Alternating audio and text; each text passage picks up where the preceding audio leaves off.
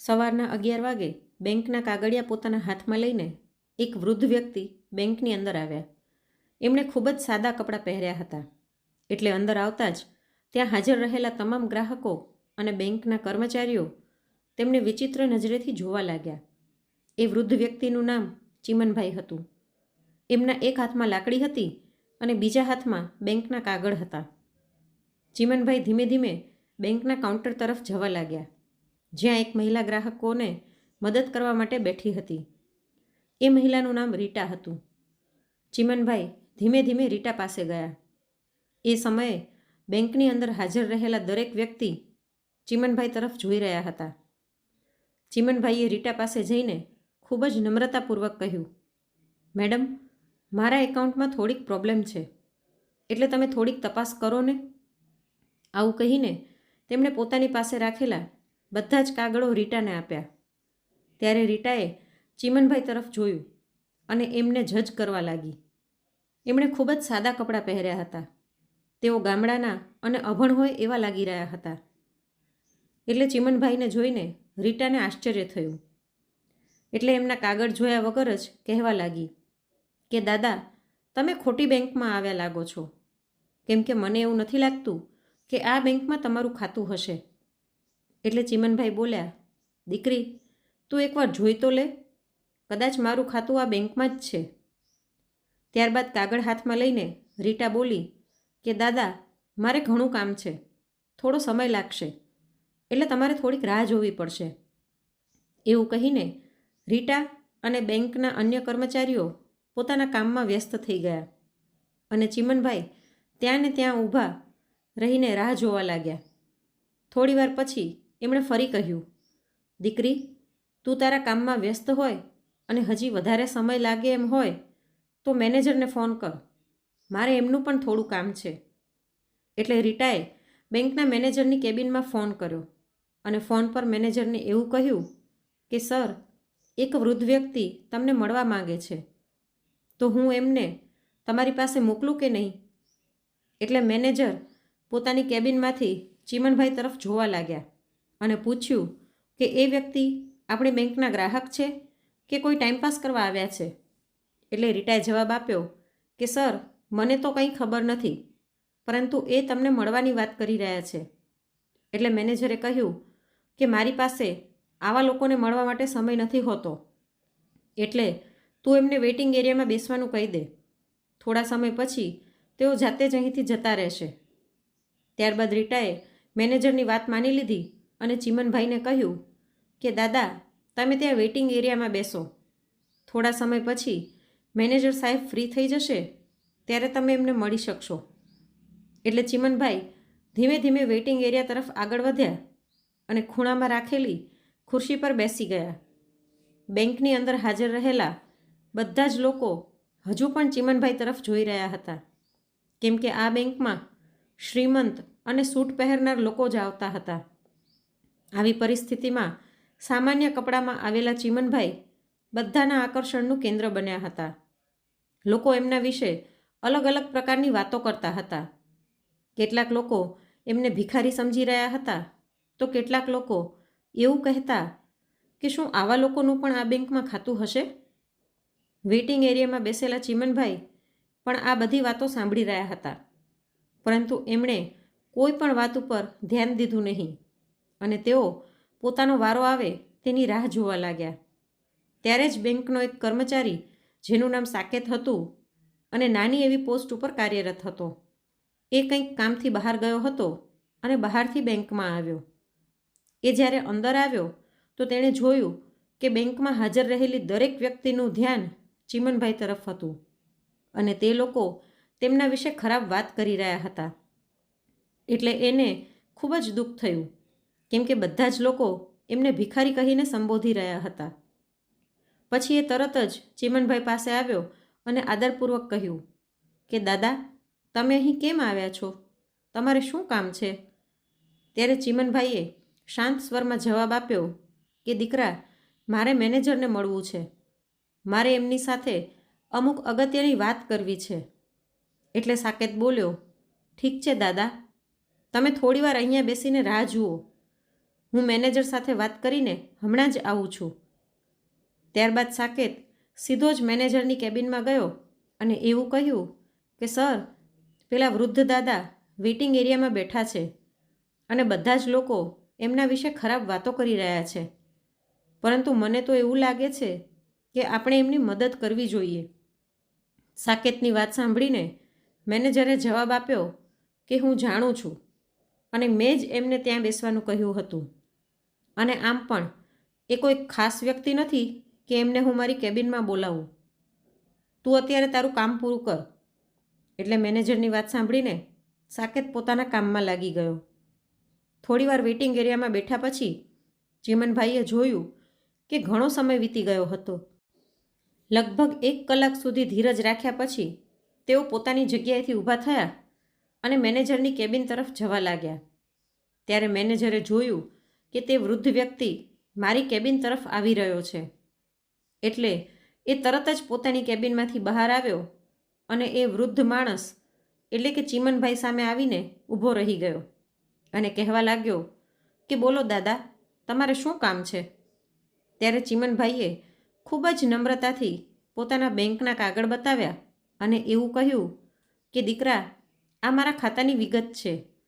મારા ખાતામાંથી કોઈ પણ પ્રકારના વ્યવહાર નથી થઈ રહ્યા, એટલે મહેરબાની કરીને તમે મારા એકાઉન્ટની તપાસ કરો અને મને જણાવો કે મારા ખાતામાં શું સમસ્યા છે. એટલે મેનેજરે થોડીવાર વિચાર કર્યો અને પછી જવાબ આપ્યો કે દાદા, તમારા ખાતામાં પૈસા ન હોય તો જ આવું થાય. મને તો એવું લાગે છે કે તમે તમારા ખાતામાં પૈસા જ નહીં રાખ્યા હોય, એટલે જ તમારો વ્યવહાર બંધ થઈ ગયો હશે. એટલે ચીમનભાઈએ શાંત સ્વરમાં કહ્યું કે દીકરા, પહેલાં એકવાર મારું એકાઉન્ટ ચેક તો કરી લો, ત્યાર પછી મને કહેજો. તમે એકાઉન્ટ જોયા વગર આવું કેવી રીતે કહી શકો છો? આવું સાંભળીને મેનેજર હસવા લાગ્યો અને બોલવા લાગ્યો કે દાદા, આ તો મારો વર્ષોનો અનુભવ છે, અને આમ પણ તમારા જેવા લોકોને જોઈને હું અંદાજ લગાવી શકું છું કે કોણ કેટલા પૈસા જમા કરાવી શકે છે. મને તો તમારા ખાતામાં કંઈ હોય એવું નથી લાગતું. એટલે તમે હવે અહીંથી નીકળી જાઓ, કારણ કે અમારા બધા જ કસ્ટમર તમને જોઈ રહ્યા છે અને બેંકનું વાતાવરણ બગડી રહ્યું છે. એટલે ચીમનભાઈએ કાગળ મેનેજરના ટેબલ પર મૂક્યા અને એવું કહ્યું કે ઠીક છે દીકરા, હું તો અત્યારે નીકળી જઈશ, પરંતુ આ કાગળમાં જે માહિતી લખી છે એ એકવાર જોઈ લેજો. આટલું કહીને ચીમનભાઈ ત્યાંથી ચાલતા થયા અને દરવાજા પર પહોંચ્યા ત્યારે એમણે પાછા ફરીને એવું કહ્યું કે મેનેજર સાહેબ, મારી સાથે આવું ખરાબ વર્તન કરવાનું પરિણામ તમારે ભોગવવું પડશે. આટલું કહીને ચીમનભાઈ બેંકના મુખ્ય ગેટથી બહાર નીકળી ગયા અને ત્યાંથી ધીમે ધીમે પોતાની ગાડી તરફ ચાલવા લાગ્યા. તેમની આ વાત સાંભળીને મેનેજરને થોડીક બીક તો લાગી, પરંતુ પછી એણે એવું વિચાર્યું કે દાદા તો વૃદ્ધ છે એટલે આવું બોલ્યા હશે, અને આ ઉંમરે તેઓ શું કરી શકવાના છે. આવું વિચારીને મેનેજર પોતાના કામમાં લાગી ગયો. અહીં ટેબલ પર પડેલા કાગળ, જેમાં એ વૃદ્ધ વ્યક્તિના બેંકની વિગત હતી, આ બધું સાકેતના ધ્યાન પર આવ્યું અને સાકેતે કાગળ ત્યાંથી લઈ લીધા. પછી તેણે એના કોમ્પ્યુટરના સર્વરમાં લોગ ઇન કરીને એ કાગળમાં આપેલી માહિતીના આધારે તપાસ કરવાનું શરૂ કર્યું. એણે ચીમનભાઈના એકાઉન્ટના જૂના રેકોર્ડની તપાસ કરી તો એ આશ્ચર્યચકિત રહી ગયો, કેમ કે એને એ જાણવા મળ્યું હતું કે આ વૃદ્ધ વ્યક્તિ બીજું કોઈ નહીં પરંતુ આ બેંકના માલિક હતા, કેમ કે બેંકના મોટાભાગના શેર એમના નામે હતા. આવી બધી માહિતી મળ્યા બાદ સાકેતે ધ્યાનપૂર્વક બધી વિગત વાંચવાનું શરૂ કર્યું તો એને ખાતરી થઈ ગઈ કે આ વૃદ્ધ વ્યક્તિ જ બેંકના માલિક હતા. ત્યારબાદ એણે રિપોર્ટની એક નકલ કાઢી અને એ નકલ લઈને સીધો જ બેંક મેનેજરની ઓફિસ તરફ આગળ વધ્યો. એ સમયે મેનેજર કોઈ શ્રીમંત ગ્રાહક સાથે વાત કરી રહ્યો હતો અને કોઈ નવી યોજના વિશે સમજાવી રહ્યો હતો. ત્યારે સાકેત મેનેજરની ઓફિસમાં આવ્યો એટલે મેનેજરે ઈશારાથી પૂછ્યું કે તું કેમ આવ્યો છો? એટલે સાકેતે ઈશારામાં કહ્યું કે આ રિપોર્ટ એ જ વૃદ્ધ વ્યક્તિનો છે જેને તમે હળધૂત કરીને અહીંથી કાઢી મૂક્યા હતા. સાકેતે ખૂબ નમ્રતાથી કહ્યું કે સર, તમે એકવાર આ રિપોર્ટ જોશો તો સારું રહેશે. ત્યારબાદ મેનેજરે રિપોર્ટ પર એક નજર નાખી અને વધારે ધ્યાન આપ્યા વગર સાકેતને પાછો આપી દીધો અને એવું કહ્યું કે સાકેત, મારી પાસે આવા લોકો માટે સમય નથી હોતો અને આ રિપોર્ટ વાંચવામાં મને કોઈ રસ પણ નથી.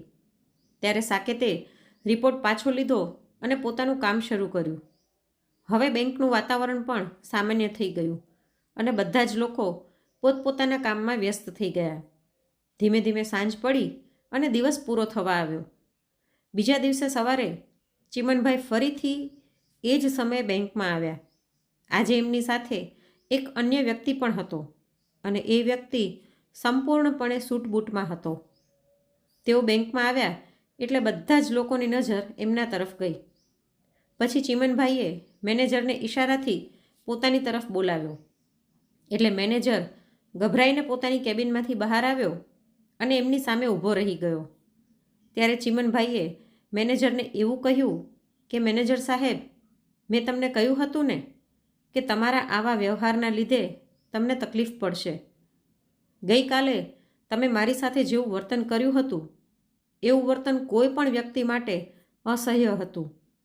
એટલે હવે તમે તમારી સજા ભોગવવા માટે તૈયાર થઈ જાઓ. આવું સાંભળીને મેનેજર થોડો ગભરાઈ ગયો, પરંતુ એ વિચારવા લાગ્યો કે આખરે આ વૃદ્ધ વ્યક્તિ મને શું સજા આપવાના છે.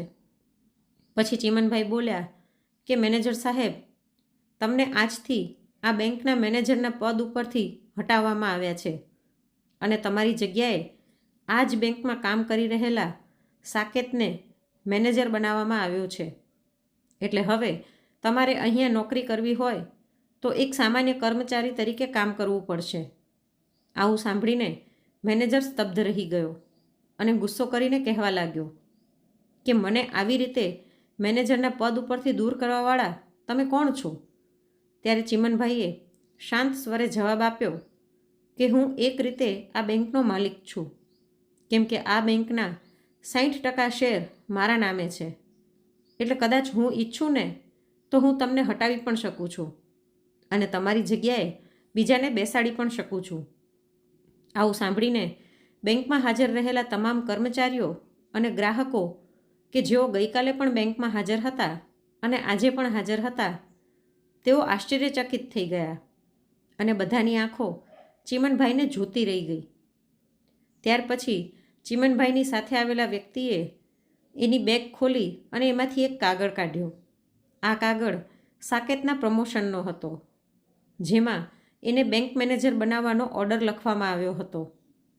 ત્યારબાદ એ વ્યક્તિએ બીજો પત્ર કાઢ્યો અને મેનેજરને આપ્યો અને એવું કહ્યું કે આજથી તમારે બેંકના સામાન્ય કર્મચારી તરીકે કામ કરવું હોય તો કરી શકો છો, પરંતુ હવે આ બેંકના મેનેજર પદ ઉપરથી તમને હટાવવામાં આવ્યા છે. આવું સાંભળીને મેનેજર ડરી ગયો અને એના શરીરે પરસેવો વળી ગયો. એટલે તરત જ ચીમનભાઈ પાસે માફી માંગવા લાગ્યો, પરંતુ ચીમનભાઈએ એવું કહ્યું કે મેનેજર સાહેબ, તમે શા માટે માફી માંગી રહ્યા છો અને હું તમને શા માટે માફ કરું?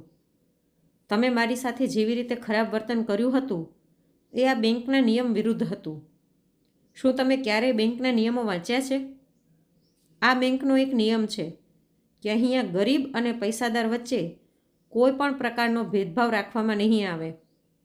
ચીમનભાઈએ આગળ કહ્યું કે આ બેંકની સ્થાપના મારા દ્વારા કરવામાં આવી હતી અને મેં તો પહેલાંથી જ સ્પષ્ટતા કરી હતી કે આ બેંકમાં કોઈ પણ વ્યક્તિ સાથે ક્યારેય ભેદભાવ કરવામાં નહીં આવે. જો કોઈ કર્મચારી આવું કરશે તો એની સામે કડકમાં કડક કાર્યવાહી કરવામાં આવશે. પછી ચીમનભાઈએ કડક અવાજે કહ્યું કે હું તમારા પર દયા કરી રહ્યો છું અને તમને કામ કરવા માટે સક્ષમ છોડી રહ્યો છું, અન્યથા હું તમને મારી બેંકમાંથી પણ દૂર કરી શકું છું. ત્યાર પછી ચીમનભાઈ આગળ બોલ્યા કે આ સાકેત જે આપણી બેંકમાં કામ કરતો હતો, જેની પાસે કંઈ ન હોવા છતાં પણ એણે આવીને મને પૂછ્યું હતું અને મને મદદ કરવાનો પ્રયાસ કર્યો હતો, એટલે એ જ મેનેજરના પદને લાયક છે. કારણ કે એ ગ્રાહકોને સારી રીતે સમજી શકે છે. એ ગ્રાહકોના કપડાં જોઈને એને જજ નથી કરતો. ત્યારબાદ ચીમનભાઈએ રીટાને બોલાવીને ઠપકો આપ્યો અને એવું કહ્યું કે જો હું અહીંયા આવ્યો ત્યારે તમે મને મદદ કરી દીધી હોત તો મારે મેનેજર પાસે જવાની ફરજ ન પડી હોત. એટલે આજ પછી આ વાતનું ધ્યાન રાખજો કે કોઈ પણ વ્યક્તિ બેંકની અંદર આવે તો એને એના કપડાં જોઈને પારખવાની ભૂલ ન કરતા, પરંતુ એની સમસ્યા સમજવાની કોશિશ કરજો અને શાંતિથી સમાધાન કરજો. કદાચ તમે મને યોગ્ય રીતે સાંભળ્યો હોત તો મારે મેનેજર પાસે જવાની ફરજ ન પડી હોત અને મારું અપમાન ન થયું હોત. ત્યારે રીટાએ હાથ જોડીને માફી માંગી અને એવું કહ્યું કે સાહેબ, મને માફ કરો, મેં ખૂબ મોટી ભૂલ કરી છે, પરંતુ હવે હું તમને વચન આપું છું કે આવી ભૂલ ક્યારેય નહીં કરું. ત્યાર પછી ચીમનભાઈ ત્યાંથી જવા માટે નીકળી ગયા, પરંતુ જતી વખતે એમણે બધા જ કર્મચારીઓને એવું કહ્યું કે તમારે સાકેત પાસેથી ઘણું બધું શીખવાની જરૂર છે અને તમે એની પાસેથી જેટલું શીખી શકો એટલું શીખવાની કોશિશ કરજો. એ જ તમારા ભવિષ્ય માટે સારું રહેશે. અને હું પણ સમય સમય પર મારા માણસોને અહીંયા મોકલતો રહીશ, જે તમારા વર્તનમાં સુધારો લાવવામાં મદદ કરશે. આટલું કહીને ચીમનભાઈ ત્યાંથી નીકળી ગયા અને એમના ગયા બાદ બેંકનું વાતાવરણ સંપૂર્ણપણે બદલાઈ ગયું. બધા જ કર્મચારીઓ વિચારવા લાગ્યા કે હવે અમારે યોગ્ય રીતે કામ કરવું પડશે, નહીંતર આવનારા સમયમાં આપણો પણ વારો આવી શકે છે. ચીમનભાઈની આવી કડકાઈ સમગ્ર વિસ્તારમાં ચર્ચાનો વિષય બની ગઈ હતી. મોટા ભાગના માલિકો એની બેંકો ખોલીને જતા રહે છે અને સંચાલકો અથવા તો કર્મચારીઓ પાછળથી શું કરી રહ્યા છે એનાથી એમને કોઈ ફરક નથી પડતો. પરંતુ ચીમનભાઈએ માત્ર પોતાની ફરજ નિભાવી એટલું જ નહીં, પરંતુ બેંક કર્મચારીઓને પણ એક પાઠ ભણાવી દીધો હતો. તો મિત્રો, ચીમનભાઈ અને સાકેત વિશે તમારો શું અભિપ્રાય છે? આ બંને લોકો વિશે તમે શું વિચારો છો? તમારો અભિપ્રાય કોમેન્ટ બોક્સમાં લખીને જરૂરથી જણાવજો. અને આજની આ વાર્તા ગમી હોય તો લાઈક કરીને વધુમાં વધુ શેર પણ કરજો અને આવી જ અવનવી વાર્તા સાંભળવા માટે ચેનલને સબસ્ક્રાઈબ જરૂરથી કરજો.